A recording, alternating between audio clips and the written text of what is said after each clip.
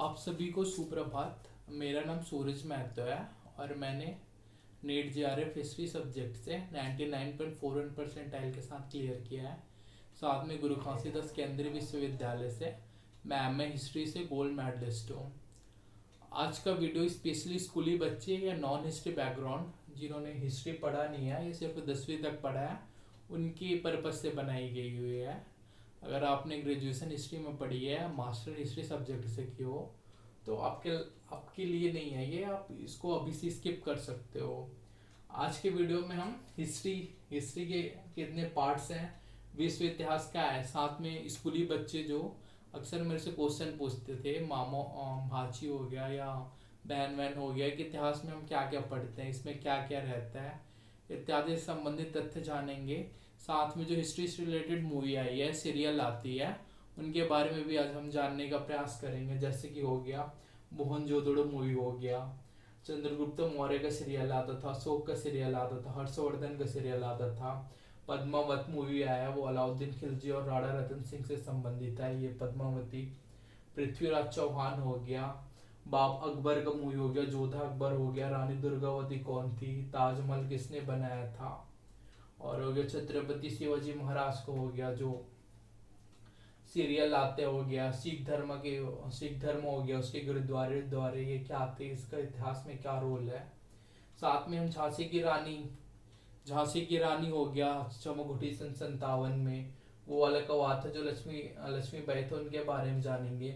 महात्मा गांधी, जवाहरलाल नेहरू जिनकी याद में हम चिल्ड्रंस डे मनाते हैं बच्चे, मोहम्मद अली जिन्ना, भारत के प्रथम राष्ट्रपति सरदार वल्लभ भाई पटेल, भारत जिसका सबसे लंबा स्टेच्यू है सरदार वल्लभ भाई पटेल, टीपू सुल्तान कौन था। साथ में विश्व इतिहास का जो फैक्ट हो गया जिसकी हम आप तो बहुत हिटलर बन रही हो, ऐसा क्वेश्चन आता है, हिटलर दीदी, तो ये सब हिटलर के इतिहास में क्या रोल था, या बर्निटो मुसोलिनी क्या था, नेपोलियन क्या था, फर्स्ट वर्ल्ड वॉर, द्वितीय विश्व युद्ध जो विश्व इतिहास के चैप्टर हैं इत्यादि का आज इस शॉर्ट वीडियो में हम समझते हैं कि इतिहास में कितने कितने भाग हैं, कौन सा पार्ट इतिहास के कौन से भाग से संबंधित है। साथ में ये देखने का प्रयास करेंगे कि आज की वीडियो में हम इतिहास से क्या सीख सकते हैं, या फ्यूचर का व्यक्ति जो फ्यूचर में हम इतिहास से क्या क्या कल्पना कर सकते हैं, पुरानी इतिहास में क्या क्या गलती हुई है जिसे हम फ्यूचर में दोहराने से बच सकते हैं इत्यादि संबंधित घटनाओं, या जो सीरियल के बारे में आता है इत्यादि इत्यादि घटना की चर्चा हम आज की इस वीडियो में करेंगे। तो मुख्य रूप से हम इतिहास को जानने का प्रयास करें तो इतिहास के 3 भाग रहते हैं। अगर भारतीय इतिहास में देखें तो पहला भाग हो गया प्राचीन काल, सेकंड हो गया मध्यकाल, थर्ड हो गया आधुनिक काल। भारतीय इतिहास में 3 काल हो गए, साथ में हम एक विश्व इतिहास को भी पढ़ते हैं, जैसे विश्व इतिहास में कौन कौन सी घटना हुई थी, कब कब हुई थी, विश्व इतिहास की घटनाओं का प्रभाव भारत में किस प्रकार पड़ा। साथ में विश्व में जो घटनाएं वो जैसे प्रथम वर्ल्ड वॉर हुआ, द्वितीय विश्व युद्ध हुआ, इसमें भारत अंग्रेजों के अधीन था, तो उसमें भारत में क्या क्या प्रभाव पड़ा। अगर प्रथम विश्व युद्ध या द्वितीय विश्व युद्ध नहीं हुआ रहता तो क्या भारत पहले आजाद हो सकता था, या द्वितीय विश्व युद्ध होने की वजह से ही भारत आजाद हुआ, इत्यादि संबंधित घटनाएं हैं जिसको हम विश्व इतिहास से संबंधित करके भारत के दृष्टिकोण से चर्चा करते हैं। तो हम समझते हैं कि इतिहास के कितने भाग रहते हैं। तो मुख्य रूप से भारतीय इतिहास 3 भाग में विभक्त है, एक तो प्राचीन काल हो गया, सेकंड हो गया मध्यकाल, और थर्ड हो गया आधुनिक काल। तो प्राचीन काल के हम डिस्कस करेंगे इतिहास की जो पहले भाग हैं, तो इसमें हो गया सिंधु घाटी सभ्यता हो गया, मुख्यतः प्राचीन काल इसी से इतिहास होता है, स्टार्ट होता है सिंधु घाटी सभ्यता। साथ में इसमें अगर आप चिल्ड्रन बच्चे होंगे तो एक मोहनजोदड़ो मूवी आई थी, ये जो मोहनजोदड़ो मूवी है वो ऋतिक रोशन और पूजा हेगड़े की थी। ये वाले मूवी आप बहुत सारे देखे होंगे, ये प्राचीन काल से इतिहास से संबंधित है। इसमें जो मूवी आया था ऋतिक रोशन का था, उसमें सिंधु घाटी सभ्यता मतलब प्राचीन काल के लोग कैसे व्यापार करते थे, उनका व्यापार का क्या क्या मार्ग था, बाहर से वो व्यापार बाहर के जो साम्राज्य थे मेसोपोटामिया वगैरह से, उसमें इसमें व्यापार को दिखाया गया है। साथ में उस काल के प्राचीन काल के सिक्के, प्राचीन काल में जो वस्तु विनिमय के माध्यम से होता था उसको बताया गया है, उसमें दाह प्रणाली किस प्रकार थी। साथ में इसमें पूजा हेगड़े जो उसमें रानी के रोल अदा कर रहे हैं ये वाले मूवी में, उसके बारे में भी इससे संबंधित जानकारी दी गई है। तो हम प्राचीन काल में ये हो गया, ऋग्वैदिक काल हो गया, उत्तर वैदिक काल हो गया, जिसकी भगवान इंद्र को वर्षा का देवता माना जाता है इत्यादि। सबसे अग्नि देवता हो गया, पिता हो गया, माता का हो गया। इन सब घटनाओं का जिक्र ऋग्वैदिक काल या उत्तर वैदिक काल के जो साहित्य हैं, उन घटनाएं हैं, उनमें इसके बारे में बात की गई है। साथ में हो गया चाणक्य और कौटिल्य। आप यूट्यूब में देखोगे तो बहुत सारे कौटिल्य नीति बताते हैं, चाणक्य नीति बताते हैं। तो ये चाणक्य कौन था? जब स्कूल टाइम में मैं भी था तो ये क्वेश्चन बहुत आता था कि चाणक्य नीति के अनुसार ये होता है, चाणक्य नीति के अनुसार ये होता है। अब जब मास्टर में आया या ग्रेजुएशन में आया, इतिहास पढ़ने स्टार्ट किया, तो पता चला कि चाणक्य कौन है। तो मुख्य रूप से चाणक्य जो चंद्रगुप्त मौर्य था उसके दरबार में था, उसके दरबार का प्रधानमंत्री था। अगर इतिहास में जाए तो घनानंद शासक था नंद वंश का, उसको जो चाणक्य उसके दरबार में गया था तो घनानंद उसकी बेइज्जती करके उसको बाहर निकाल दिया था। तब चाणक्य कौटिल्य ने एक प्रतिज्ञा ली कि जब तक मैं घनानंद या नंद वंश के शासकों का विनाश न कर दूं तब तक मैं चैन नहीं रखूंगा घर के। तब उसने एक खेल, राजकीलम नामक खेल था, उसमें चंद्रगुप्त मौर्य को खेलते देखा। उसमें वो गुट का जो मंत्री रहता है अपना हेड बनकर वो खेल रहा था। तब उसके पास पकड़ कर लाया और उसको शिक्षा दीक्षा दी। साथ में जो फाइट रहता है वार वार करने के लिए धनुर्विद्या इत्यादि सब सिखाई और उसको पारंगत किया। फिर यही जाकर जो चंद्रगुप्त मौर्य था फ्यूचर में जाकर चंद्रगुप्त मौर्य फ्यूचर में जाकर जो नंद वंश के शासक से घनानंद, उनको पराजित किया और अपने वंश मौर्य वंश की स्थापना की। फिर इसके बाद होता है अशोक। अशोक का तो बहुत सारे सीरियल्स आते हैं और मूवी भी आते हैं। मूवी आई थी जो शाहरुख खान और करीना कपूर की थी। बचपन में ये भी मूवी देखा था और ये मूवी का जो अंत वाला सीन देखा था जिसमें अशोक या शाहरुख खान बहुत उदास उदास रहता था।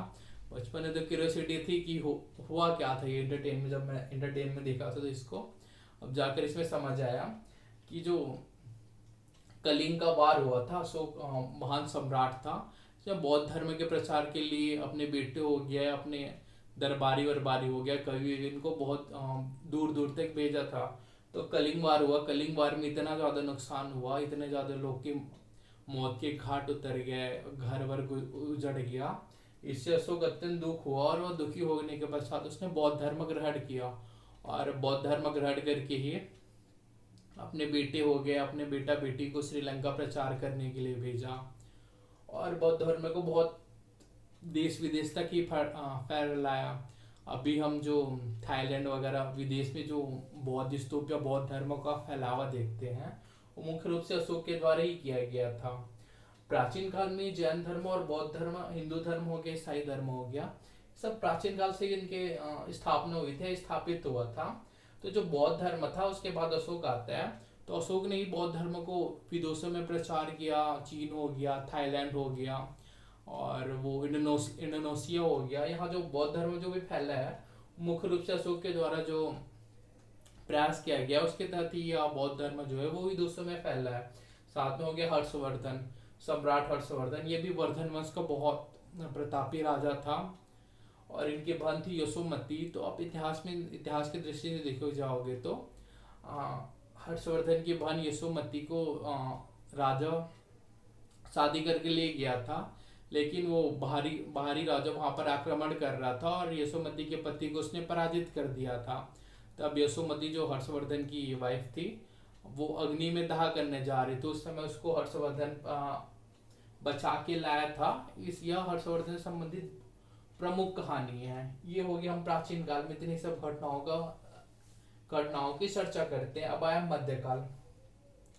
मध्यकाल की दृष्टि से देखी जाओ तो अगर हम स्कूल के लेवल में हो तो सबसे ज्यादा सीरियल या मूवी मध्यकाल पे ही बनी है।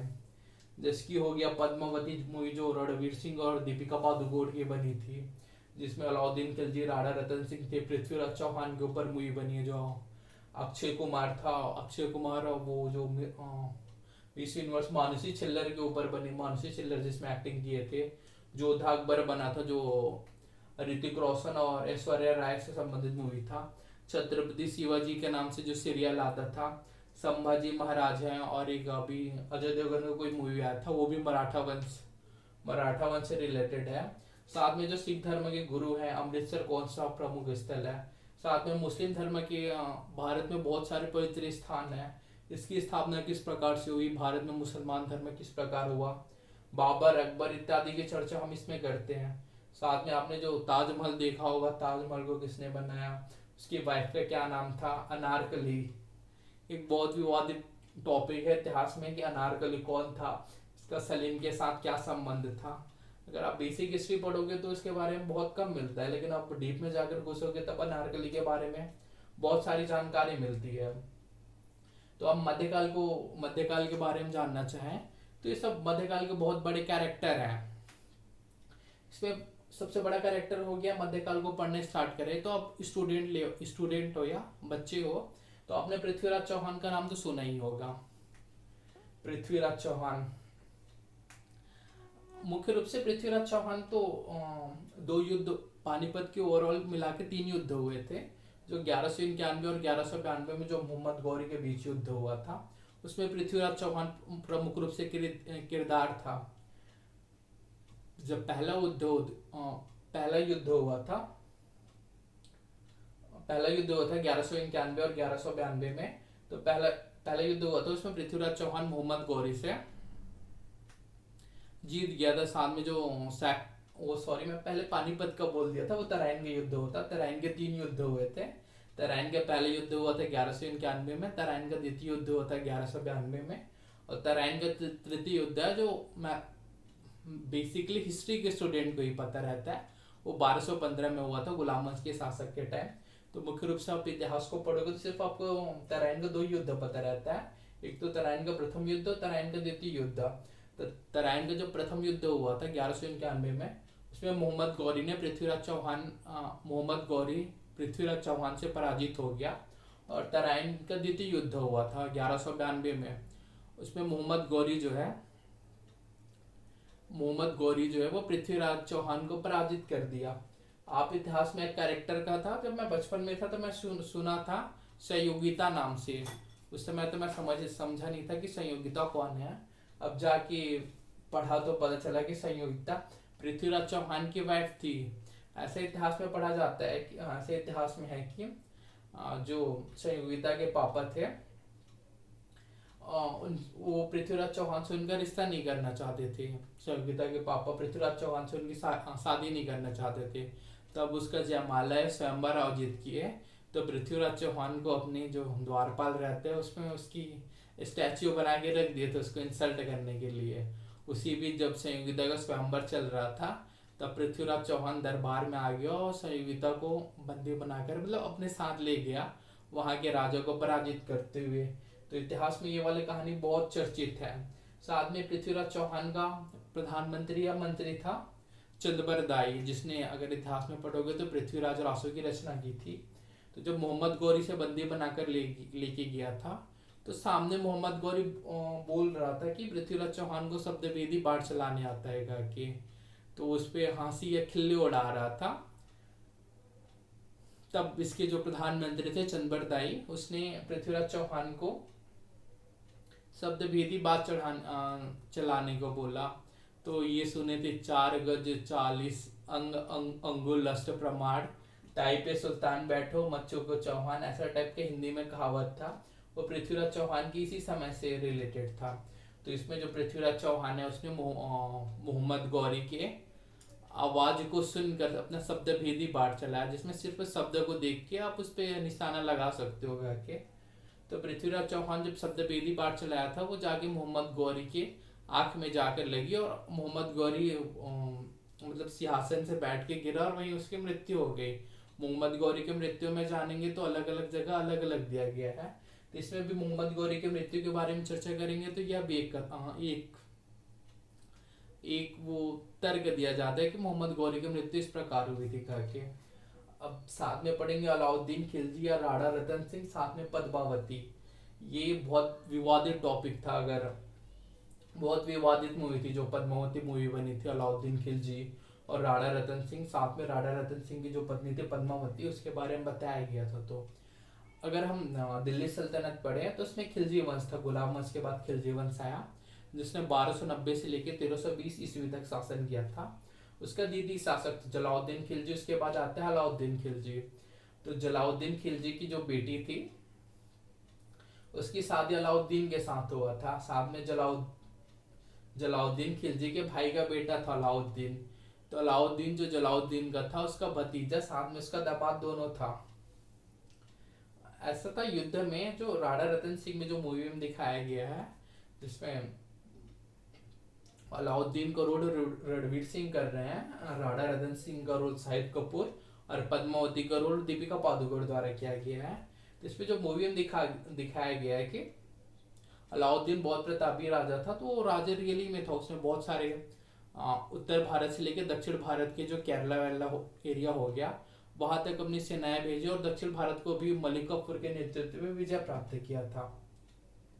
लेकिन जो पद्मावत मुहिम दिखाया गया उसमें कई सीन ऐसे थे जो रियलिटी में हुआ ही नहीं है, उसको भी मूवी में दिखा दिया गया है। इस कारण से उस समय बहुत विवादित हुआ था ये वाली मूवी।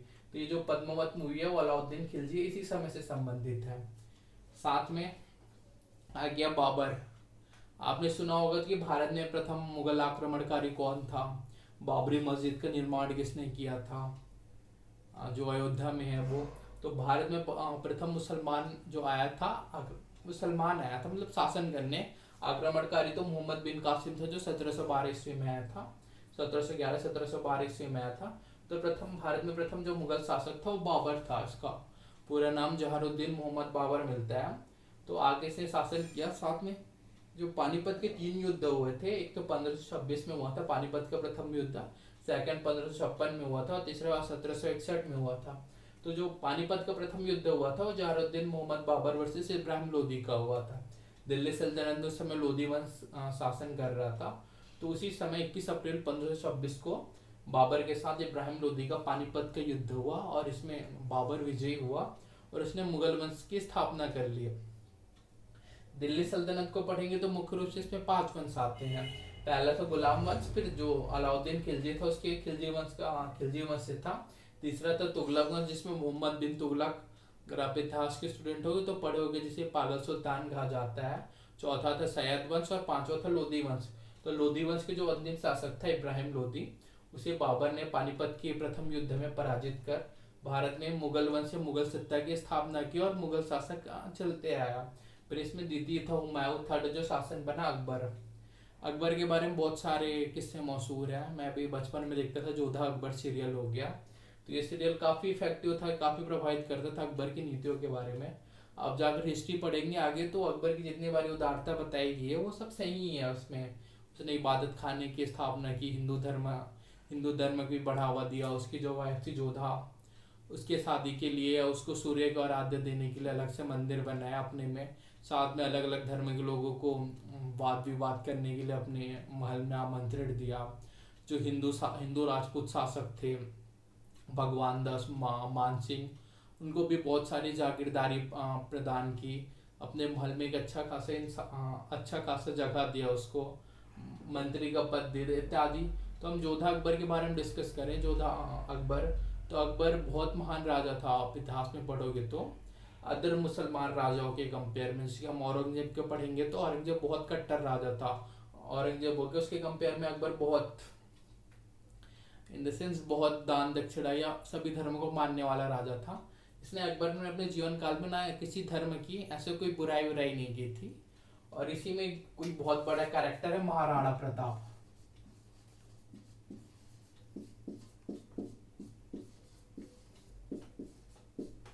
महाराणा प्रताप का नाम आपने सुना होगा। 1576 में 23 जून 1576 को हल्दी घाटी का युद्ध हुआ था। हल्दी घाटी का युद्ध अकबर वर्सेस महाराणा प्रताप का हुआ था।